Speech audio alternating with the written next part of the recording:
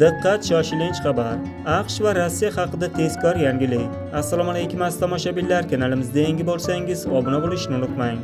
Ushbu xabar barcha fuqarolarga tezda yetib borishi uchun video ostiga like bosing.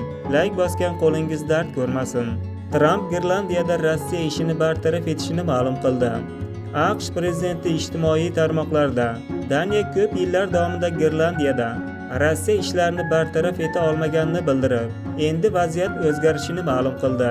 Trampning ta'kidlashicha, NATO 20 yil davomida Daniya va Grenlandiya atrofida Rossiya bilan bog'liq xavflarni bartaraf etishga chaqirib kelgan, biroq bu borada choralar ko'rilmagan.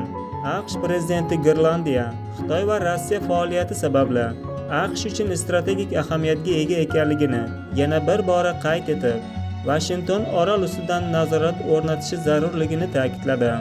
Daniya va boshqa Yevropa rasmiylari esa Grenlandiya NATOning jamoaviy mudofaa tizimi bilan himoyalanganligi, orol AQShga topshirilmasligini bildirmoqda.